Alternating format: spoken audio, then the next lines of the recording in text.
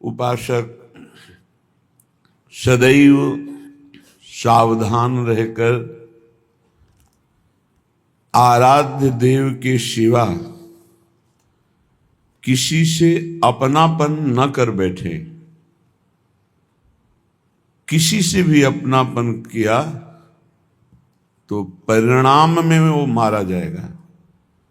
मारा जाने का तात्पर्य अपने नित्य स्वरूप की प्राप्ति के लिए जो मानव देह मिला था वो व्यर्थ चला जाएगा। किसी से भी अपनापन, मेरे तो श्री श्यामा श्याम दूसरो न कोई।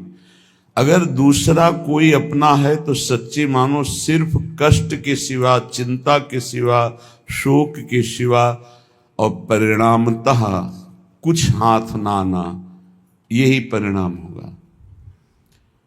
इतना राग हो गया है शरीर से और शरीर संबंधियों से, शरीर भोगों से, कि ये बात हमारी समझ में ही नहीं आती कि मेरे तो श्री श्यामा श्याम दूसरो न कोई।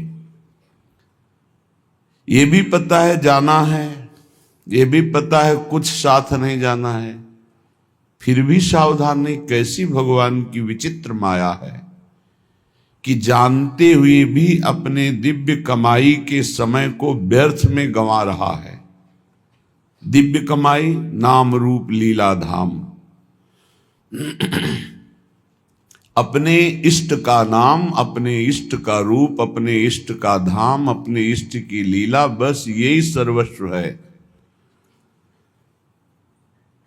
ये जो श्यामा श्याम की रसमयी उपासना है, श्रीपाद कह रहे थुत्कारयन्तो भजताम सर्वानंद रसोन्नति यो भजेन नित्यमेकेन भावेन तमहम भजे। यो भजेन नित्यमेकेन, ये बहुत खास बात है। यो भजे नित्य मेकेन, अपने इष्ट का ही केवल भजन, अंतर में चिंतन, अन्य नहीं। ये बड़ा कृपा का मार्ग है। जब कृपा से इतने नजदीक आ चुके हो तो अनन्य हो जाओ। इष्ट की अनन्यता ही इस साधन मार्ग की सिद्धावस्था है। अब जितनी जल्दी आप अनन्य हो जाएं, अनन्यता में बड़ी दिव्यता है। अनन्यता में इष्ट चूक नहीं देखता है। अनन्यता में निश्चित भगवत प्राप्ति होती है। अनन्यता ही परम साधन, परम सिद्धि दोनों है। साधन तभी माना जाएगा जब इष्ट की अनन्यता है, और सिद्धावस्था तभी प्रकाशित होती जब इष्ट की अनन्यता है। बोले और भोगों की बात, लोक लोकांतर के सुखों की बात तो थुत्कारयन्तो, थूक देने योगी, इनमें कोई सार बात नहीं। क्योंकि जो महारस का रसास्वादन करते हैं वही ऐसा बोल सकते हैं। थुत्कारयन्तो, थूक देने योग्य हैं सब लोग, परलोक के जितने भोग हैं वो सब व्यर्थ है। एक स्वाप्निक जैसे स्वप्न में हमने बहुत सुंदर सुंदर पदार्थ खाए, जगे तो हमारी भूख थोड़ी मिट गई।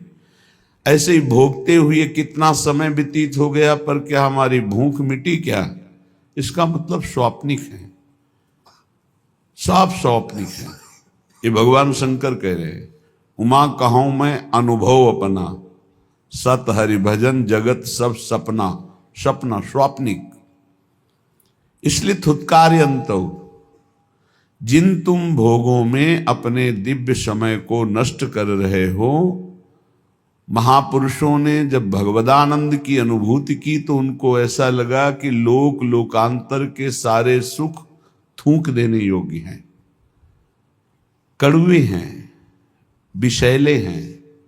ब्रह्मादि के भोग सब विष सम लागत ताहि, नारायण ब्रज चंद की लगन लगी है जाहि। विरह कमंडल कर लिए बैरागी दो नयन, मांगत दरस मधु करी छके रहे दिन रैन। नारायण स्वामी जी कह रहे हैं जिनको श्री कृष्ण मिलन की लगन लग गई, उनको ब्रह्मादिक के भोग भी विष के समान लगते हैं।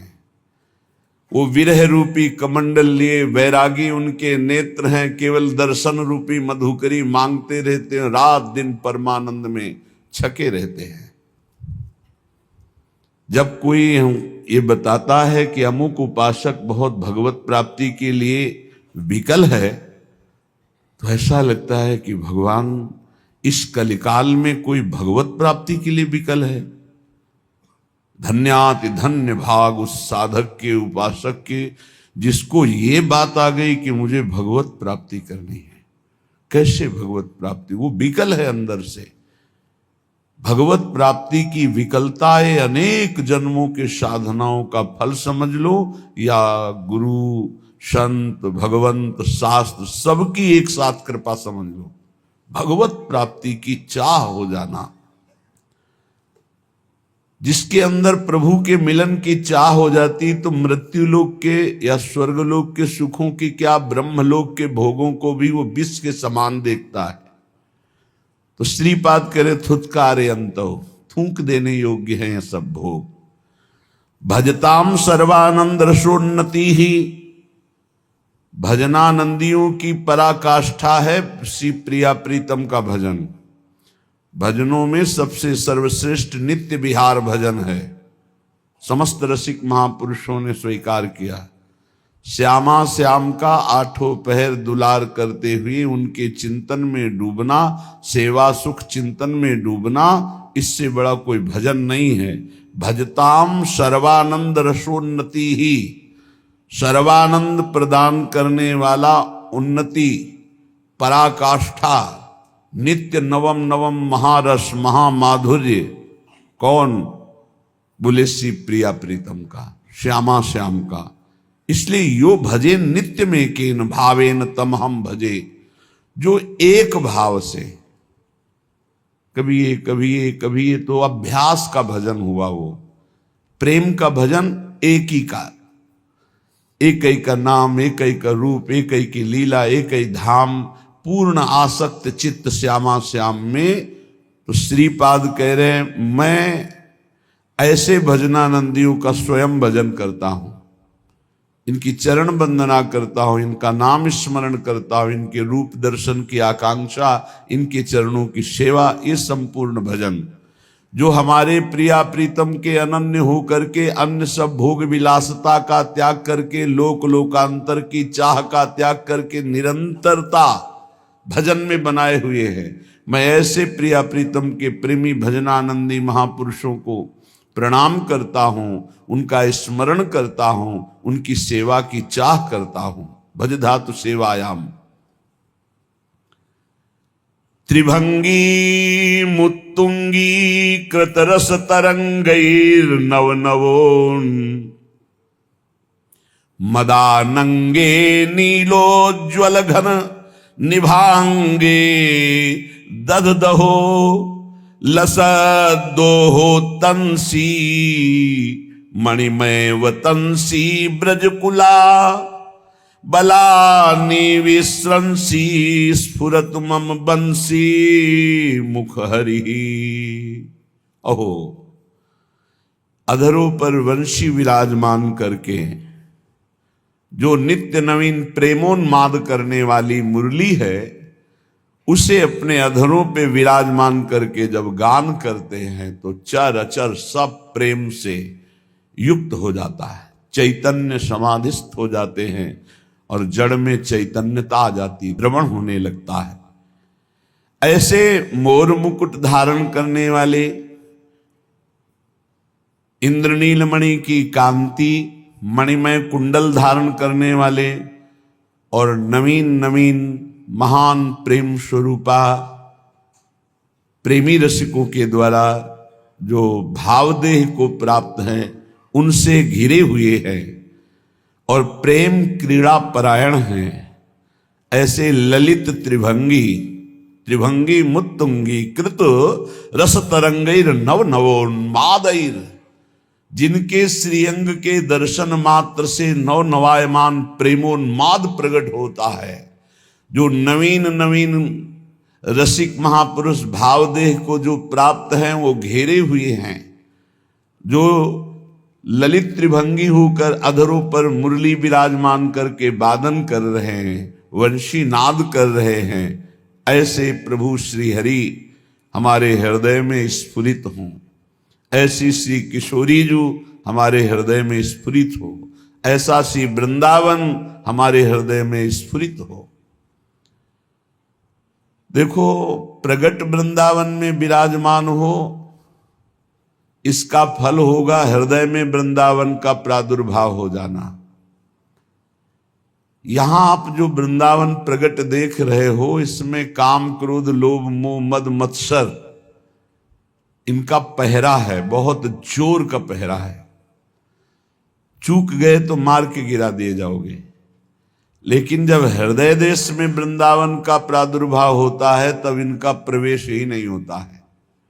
श्री रसिक शेखर भगवत रसिक जी महाराज कह रहे हैं, हमारे वृंदावन उर और माया काल जहां नहीं व्यापे, जहां रसिक सिर मोर, हमारे वृंदावन उर और छूट जात सत असत वासना, मन की दौरा दौर, भगवत रसिक बतायो श्री गुरु अमल अलौकिक ठोर, हमारे वृंदावन उर और। श्री गुरुदेव भगवान की कृपा से प्राप्त नाम मंत्र उपासना के प्रभाव से हमारे हृदय में और वृंदावन जागृत हुआ है। और वृंदावन यहां निर्माण हो रहा है, यहां विनाश लीला भी दिखाई दे रही है, पालन लीला भी, अर्थात मायाकृत त्रिगुण का खेल यहां भी दिखाई दे रहा है।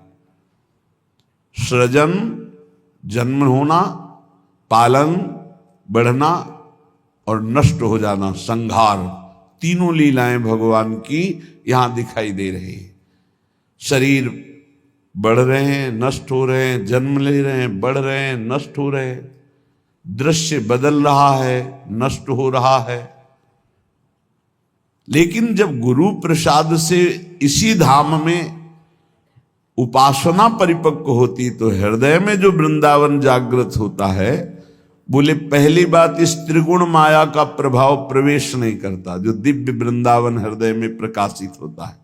माया और काल, कालातीत वृंदावन, त्रिगुणातीत वृंदावन, माया काल जहां नहीं व्यापे, त्रिगुण माया का प्रभाव हृदय के वृंदावन में नहीं पड़ेगा, काल का प्रभाव हृदय के वृंदावन में नहीं पड़ेगा। जहां रसिक सिरमौर, जहां हमारे आचार्य गुरुदेव सहचरी स्वरूप से निरंतर सेवा में विराजमान हैं, जब इस वृंदावन का हृदय में जागृत होता है तो असत वासना की कौन बात करे, सद वासना भी नहीं रह जाती। छूट जात सत असत वासना, मन की दौरा दौर, ये जो मन चंचल होकर के लोकांतर के भोगों में भटक रहा था, अब प्रियालाल के प्रेम रस में, नवनिभृत निकुंज की शोभा में ये अटक गया। इसकी दौड़ भागने की सामर्थ्य गई, पंगु हो गया मन। ना माया का प्रवेश त्रिगुण, ना काल का प्रवेश कालातीत। जहां हमारे रसिक शेखर आचार्य सहचरी वपु से, गुरुदेव सहचरी वपु से सेवा परायण हैं, वो दिव्य वृंदावन हमारे हृदय में प्रकाशित हुआ। सद और असद दोनों वासनाएं छूट गई, निर्वासनिक हृदय, मन पंगु हो गया, भगवत रसिक जी कहते हैं ऐसा अलौकिक ठौर गुरुदेव की कृपा से हृदय में जागृत हुआ। ये अलौकिक वृंदावन कब जागृत होता है, कैसे उपासक के? जिसको पाई भर परवाह नहीं होती, न लोक की न वेद की, एकमात्र श्यामा श्याम का अनन्य होकर रात दिन भजन में लगा है, सेवा में लगा है, चिंतन में लगा है, जिसके हृदय में नरक स्वर्ग अपवर्ग आस नहीं त्रास है, जहां राखो तहां रहो मानी सुख राशि है। देव दया करि दान न भूलो के लिको, भगवत बलित तमाल बिलो को बेलिको। बहुत सुंदर निष्ठा का वर्णन है। इस निष्ठा के बिना दिव्य वृंदावन में आपका प्रवेश या आपके हृदय में दिव्य वृंदावन का प्रकाश होना ये बड़ा कठिन है। बहुत बड़ी कृपा हो गई, दरवाजे में तो आ गए, बस अब घर में प्रवेश करने। दरवाजे के बाहर त्रिगुण का पहरा है। अभी दरवाजे पे हो, अभी अंदर प्रवेश नहीं हुए। सतोगुण तमोगुण रजोगुण इसका देखो लीला विलास दिखाई दे रहा है, कुछ बुरा कुछ अच्छा कुछ विनाश लीला ये दिखाई दे रही। इसका मतलब त्रिगुण दृष्टि है और अभी त्रिगुण को आप देख पा रहे हैं। कुछ निर्माण हो रहा है, कुछ टूट रहा है, कुछ ऐसे काल का भी प्रभाव दिखाई दे रहा है, अवस्था का भी प्रभाव दिखाई दे रहा है। मन की दौड़ा दौड़ भी नहीं मिटी है, वासना भी है सदसद। अभी वृंदावन में प्रवेश नहीं हुआ। यही वृंदावन है, पर त्रिगुण का जो तुम्हें खेल दिखाई दे रहा है इससे परे है यहां का खेल। ये कब हृदय में जागृत होगा? जब ऐसे भजन में लगो कि नरक स्वर्ग अपवर्ग आस नहीं त्रास है। ना तो नरक का त्रास है, ना स्वर्ग और मोक्ष की आस है। स्वर्ग मिले नरक मिले परम पद मिले बिल्कुल कोई परवाह नहीं। जहां राखो तहां रहो मान सुख राशि है। जहां रखो जैसे रखो, महलों में रखो चाहे झोपड़ी में बास दो, ये सुख राशि मान करके रहूंगा, दुखी नहीं होऊंगा। ये निष्ठा दिव्य वृंदावन के लिए चाहिए, जो हृदय में भगवत रसिक जी कहते हैं गुरु प्रसाद से अमल अर्थात निर्मल माया रहित, अलौकिक अर्थात जो शास्त्र और बड़े बड़े विद्वानों की भी दृष्टि में ना आवे वो अलौकिक, लोक परलोक से भी परे अलौकिक, ब्रह्मा की रचना से भी परे अलौकिक, अमल अलौकिक ठाव। ये शब्द देखो, सत्संग है। जहां राखो तहां रहो मान सुख राशि है। हे नाथ, यदि आप बहुत दूर रखते हो तो मैं आपके आश्रित होकर आपका नाम जप करते हुए आपके ही अधीन रहूंगा। कहीं भी रखो, मान सुख राशि है, मैं वहीं रहूंगा। और ऐसा आपने कर दिखाया भगवत रसिक जी अनन्य वृंदावन धाम के। थोड़ा दुखद घटनाएं होती इसलिए उनका वर्णन करने का भाव नहीं बन पाता।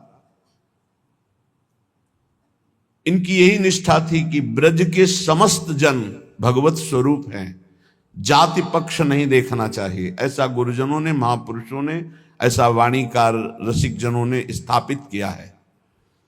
व्यास रसिक तेई बड़े ब्रजते अनत न जाई, वृंदावन के स्वपचलों जूठन मांगे खाही।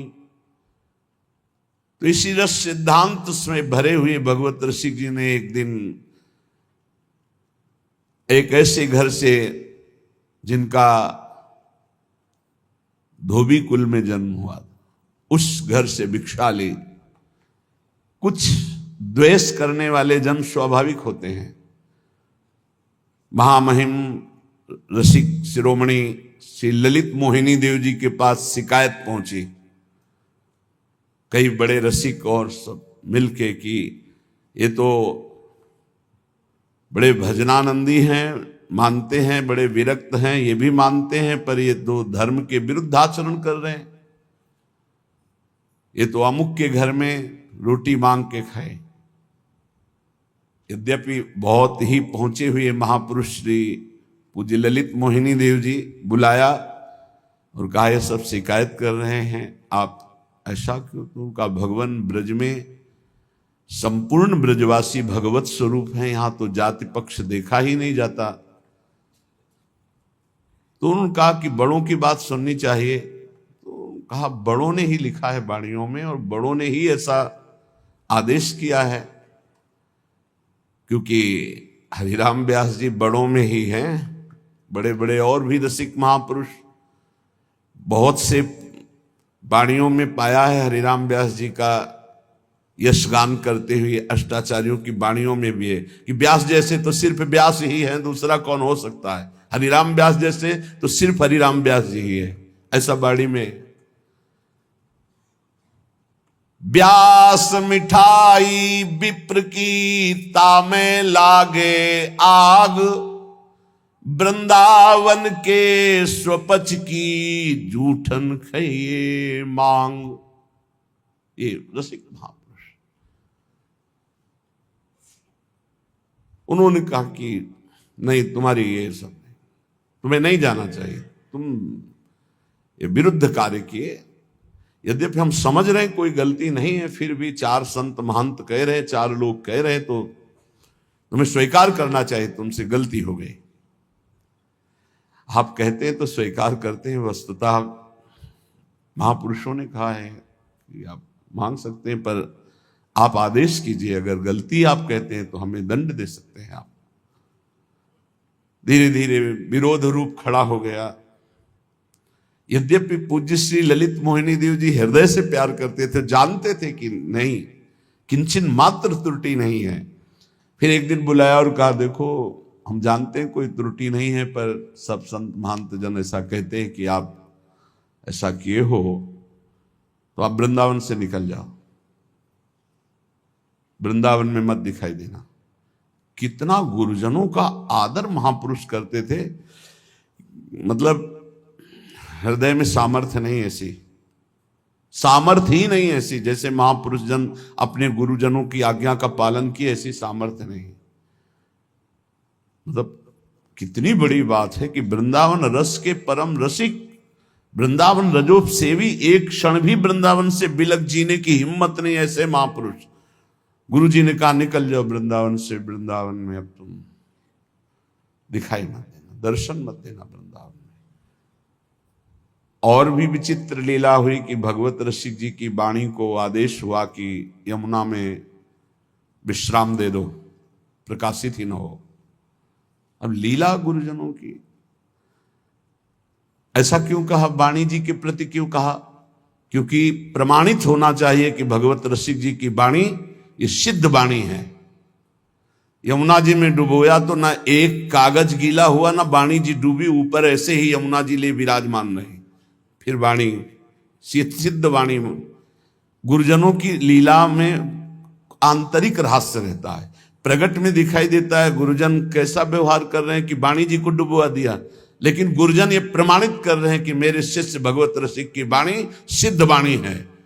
यमुना जी अपनी गोद में ले रही, एक बूंद जल किसी भी पन्ने में नहीं लगा, कोई भी वाणी किसी भी तरह से खंडित नहीं हुई, पूरी वाणी पुनः वापस हुई।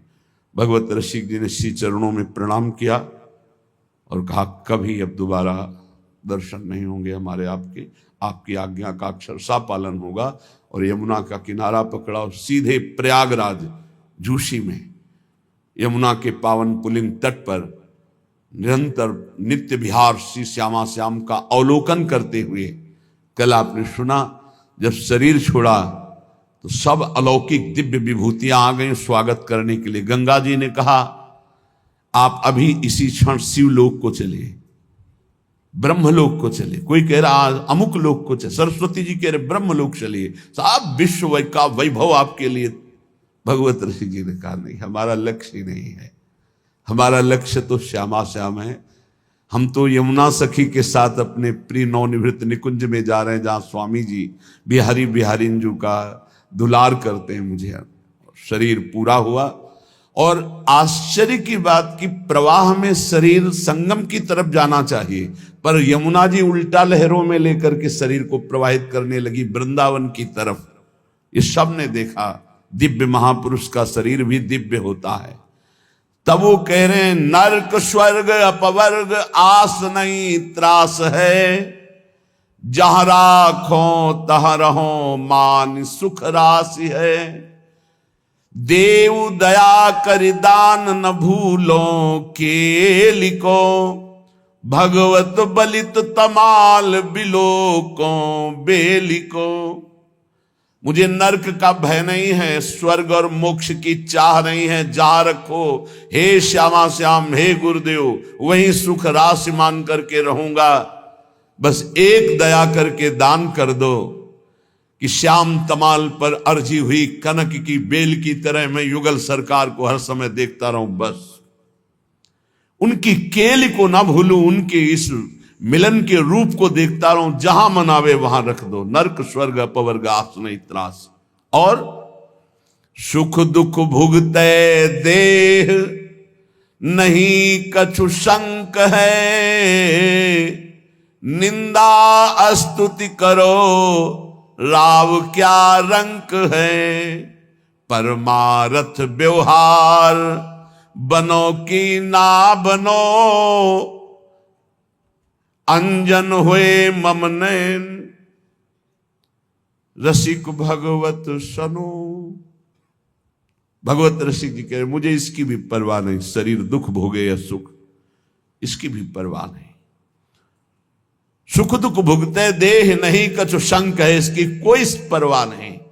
चाहे भयानक शरीर को पीड़ा दी जाए या शरीर की अनुकूलता दी जाए, मुझे इस शरीर की प्रतिकूलता अनुकूलता से कोई मतलब नहीं। निंदा स्तुति करो राव क्या रंक है। कोई नीच से भी नीच पुरुष हमारी निंदा करे, उससे क्या फर्क पड़ता है, या कोई बड़े से बड़े राजा आकर प्रणाम करे, स्तुति करे, उससे क्या फर्क पड़ता है। स्तुति और निंदा से परे, अनुकूलता और प्रतिकूलता से, देह भाव से ऊपर, परमार्थ व्यवहार बनो कि ना बनो। परमार्थ भी बने ना बने, व्यवहार बने भी ना बने, एक बात केवल चाहते हैं, जैसे नेत्रों में अंजन अंजा रहे, ऐसे युगल सरकार केवल हमारे नेत्रों में बसे रहे। बस अंजन हुए मम नैन रसिक भगवत सनो। भगवत रसिक जी कहते हैं हमारे नेत्रों में बसी गौर श्याम जोड़ी झलकती रहे, इसके सिवा और कुछ नहीं। ये हमारे प्रभु समस्त अवतारियों के अवतार हैं, निकुंज बिहारी। भगवत रसिक जी कहते हैं कभी भूल मत करना अन्य आश्रय लेने का, किसी दूसरे का आश्रय मत लेना। बहुत बड़ी जगह ये जो वृंदावन नित्य बिहारी लाल की शरण मिली, बहुत बड़ी जगह मिली है। इसलिए परिचय दे रहे हैं कि ये कौन हैं जिनकी हम ठसक में रहते हैं। हम ठसक में रहते श्यामाजू के, श्यामाजू के अधीन ये लालन है। लालन कौन है? बोले सब कालन को काल, लोक पालन को पाले, आपुन सदा स्वतंत्र नियंता बुद्धि विशाले। उपजावे सब विश्व रमय फिर ताके माही, देखत भूली करे परे भूलन में नाही। सडेश्वर समर्थ हरि सो भगवत असरन शरण, तन मन जन की वेदना हरहु मोद मंगल करन।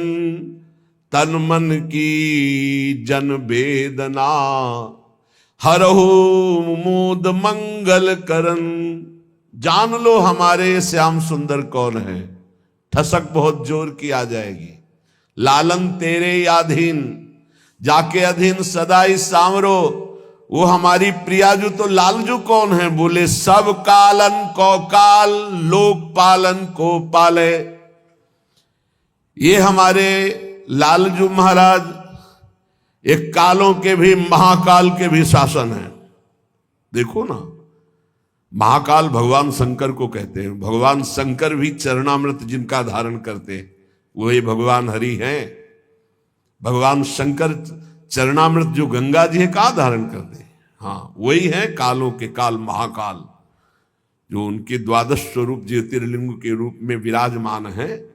हाँ, सौराष्ट्रे सोमनाथम च श्रीशैले मल्लिकार्जुनम, उज्जैन्याम महाकाल ओंकार ममलेश्वरम, परल्याम वैद्यनाथम च डाकिन्याम भीम शंकरम, सेतु बंधे तु रामेशम नागेशम दारुका वने, वाराणस्याम तु विश्वेशम त्र्यंबकम, गौतमी तटे हिमालय तु केदारम, घुस्मेशम च शिवालय, एतानि ज्योतिर्लिंगानि सायं प्रातः पठेन्नरा, सप्त जन्म कृतम पापम स्मरणेन विनश्यति।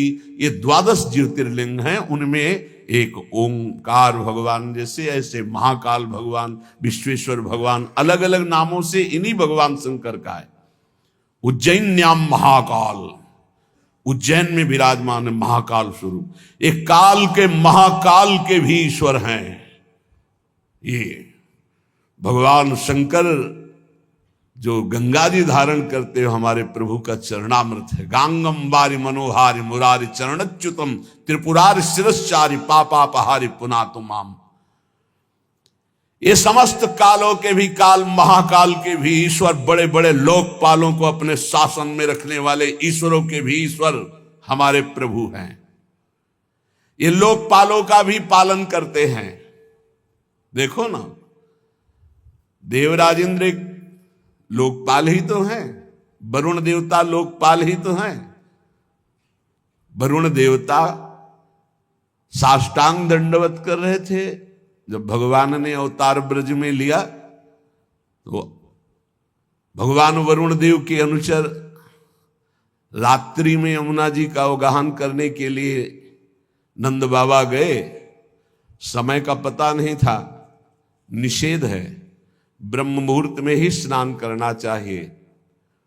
जो नदियों में स्नान है, जो पावन तीर्थों का अवगाहन है, वो ब्रह्म मुहूर्त में ही करना चाहिए। उसके पहले मानो यमुना जी भी तो शयन करती हैं, विघ्न नहीं डालना चाहिए।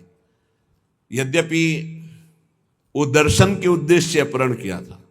जब नंद बाबा ने देखा कि लाला हमको यहां से ले जाने के लिए आया, तो लाला की दंडवत लोकपाल कर रहे हैं, वरुण देवता स्तुति कर रहे हैं, चरणों का अभिषेक कर रहे हैं, कृतार्थ मान रहे हैं। जब देखा लोकपालों का भी राजा देवराज इंद्र गिरिराज जी को धारण करके सारा अभिमान चूर्ण कर दिया, तो आकर के कामधेनु के सहित भगवान का अभिषेक कर रहे हैं, चरणों में बार बार मुकुट नवा रहे हैं। भगवान आदेश कर रहे हैं, देवराज इंद्र अब कभी अभिमान मत करना। कौन है ये प्रभु? जो अवतार के भी अवतारी बिहारी जो हैं, ये लोकपालों का भी पालन करने वाले, काल के भी महाकाल के भी ईश्वर हैं। क्यों? शास्त्रों में बहुत जगह वर्णन आया है कि भगवान ब्रह्मा शंकर शनकादि नमन करते हैं। ध्येयम सदा परिभवग्नम अभीष्ट दोहम तीर्थास्पदम शिव विरंच नुतम शरण्यम। भगवान श्री हरि के चरणों की वंदना करते हैं। बोले ये लोकपालों का भी पालन करने वाले हैं। आप सबका अवलंब हैं। त्रिभुवन में जो भी ऋषि मुनि, दैवी शक्ति, आसुरी शक्ति, जो भी है, सबका ये अवलंब है। सबको ये पावर यही देते हैं। पर परम स्वतंत्र हैं। आपुन सदा स्वतंत्र, इनके ऊपर किसी का शासन नहीं है। एक जगह वो परतंत्रता स्वीकार स्वयं की, अहम भक्त पराधीनो अस्वतंत्र ईव। परम स्वतंत्र प्रभु कहते हैं मैं परतंत्र हूं तो केवल भक्त के, अहम भक्त पराधीनो अस्वतंत्र, मैं वहां स्वतंत्र नहीं हूं, अस्वतंत्र हूं। कहां? अहम भक्त पराधीन हूं। जो मेरे प्रेमी भक्त हैं उन्होंने मुझे जीत लिया, अधीन कर लिया। नहीं तो कह रहे आपुन सदा स्वतंत्र, परम स्वतंत्र न सिर पर कोई, भावे मने करे सोई। इनके ऊपर किसी का शासन नहीं है। अगर शासन है तो प्रेम का है। यत् किंचित भक्तों में प्रेम आ जाता है तो अधीन हो जाते हैं। फिर तो प्रियाजू प्रेम की मूर्ति, इसलिए लालन तेरे ही अधीन। विशाला, नियंता बुद्धि विशाला, विशाल बुद्धि के अधिष्ठात्र देवता अर्थात ब्रह्मा को भी बुद्धि देने वाले, सरस्वती को भी बुद्धि देने वाले हमारे प्रभु हैं लालजू महाराज। जो सरस्वती सबकी बुद्धि में प्रकाशित है, या देवी सर्वभूतेषु बुद्धि रूपेण संस्थिता, नमस्तस्यै नमस्तस्यै नमस्तस्यै नमो नमः, उनको भी बुद्धि प्रदान करते हैं हमारे प्रभु। ब्रह्मा को भी बुद्धि प्रदान करते हैं प्रभु। महातत्वादि कार्य द्रव्य के नियामक हैं प्रभु। उपजावे सब विश्व, एक संकल्प में अनंत ब्रह्मांडों का सृजन हो गया। किसी कारीगर और लेबर की जरूरत नहीं पड़ी। एक संकल्प, भ्रकुटि विलास सृष्टि लय होई। सृष्टि का सृजन और पालन और लय इनके एक निमेष मात्र से, भ्रकुटि के इशारे से हो जाता है। हे ऐसी ठसक, ऐसे प्रभु हमारी प्रियाजू के अधीन हो। वो प्रियाजू हमारी प्रिय स्वामिनी है, हम उनकी प्रिय सखी हैं। कितना गर्व का विषय। आप स्वयं संपूर्ण विश्व ब्रह्मांड का सृजन करते हैं और फिर रमय ताके माही, अपने आप से अपना निर्माण करते हो। आप इसमें विराजमान हैं और फिर आप ही इसका विनाश करते हैं। आप ही अपना खेल रचते हैं और उस खेल के खिलाड़ी और खेल दोनों आप हैं, और डट के खेलते हैं और इसके बाद इस खेल का समापन करते हैं। प्रलय, महाप्रलय वो अपने आप से अपने आप का करते हैं। बस यही समझना। जो नहीं हो पा रहा है तो बोले देखत भूली करे। जिसको देखकर भूल गया वो कौन है? बोले वो इन्हीं की माया है। पर परय भूलन में नहीं, पर माया उसको कभी भूल में नहीं डाल सकती जो इनकी शरण में है। मामे वे प्रपद्यन्ते माया में ताम तरंतिते, वही वो विराजमान है। कोई ऐसा नहीं जिसको माया भुलवा न दे। शिव बिरंची का मोह को है बपुरान, अस जिय जान भजी मायापति भगवान। लेकिन वो भूल में नहीं पड़ सकता जो सदैव भगवान की स्मृति में रहता है। माया भगवान और भगवान के भक्त के आगे अपना प्रभाव नहीं दिखाती। मां की तरह पोषण करती है भक्त का, और भगवान की तो प्रिया है ही, मायापति भगवान कहे गए। ये महाशक्ति है। कभी भी कोई अहंकार से इस पर विजय प्राप्त नहीं कर पाया। झुक कर निकल गया तो मुक्त हो गया। अगर अहम करके बैठ जाए तो परास्त करने के लिए एक क्षण काफी है माया को। बड़े बड़ों को मिट्टी में मिला देना। चाहे जित रहे न रावण सम अभिमानी, हिरणा कश्यम सब मर्दानी, सब लहान को कुल रो निहारा। अगर ऐसे देखो, ऐसे तपस्या में, साधना में बड़े बड़ों को ऊंचाई से पटक देना इसका कार्य है। परे भूलन में नाही, वही जो हरि का आश्रय ले। मामे वे प्रपद्यन्ते माया में ताम तरंतिते। एक ही उपाय है, दैवी हेषा गुणमयी मम माया दुरत्तया मामे वे प्रपद्यन्ते माया में ताम तरंतिते। षडेश्वर समर्थ हरि, ये और कोई नहीं। जैसे कहते कि भगवान क्यों कहते हो, यहां भगवान थोड़ी है। देखो भाव से आप लालजू कह रहे हो, लेकिन है कौन? आचार्य क्या कह रहे हैं? कह रहे प्रीति की रीति रंगीलो ही जाने, यद्यपि सकल लोक चूड़ामणि। लोक चूड़ामणि कौन है? भगवान। जैसी हरिवंश करत अपनो जस प्रगट अखिल ब्रह्मांडन, कौन? भगवान। जाहि बिरंची उमापति नाये, कौन? भगवान। यहां भगवत रसिक जी कह रहे हैं षडेश्वर समर्थ हरि, सो भगवान, सो भगवत असरन सरन, तन मन जन की वेदना हरहु मोद मंगल करन। हे अनाथों के नाथ, भगवत रसिक जी कह रहे हैं आप ही एकमात्र मेरे रक्षक हो। षडेश्वर संपन्न समस्त ऐश्वर्य, वैभव, ज्ञान, वैराग्य, प्रेम सबके समुद्र हो आप नाथ, एकमात्र आप ही मेरे रक्षक हो। हे परमानंद, परम मोद, परम मंगल, अपने शरणागतों का करने वाले, आप हमारी शारीरिक और मानसिक दोनों चिंतन वृत्ति का अपहरण करके अपने में लगा लो तो हमारी वेदना दूर हो जाएगी।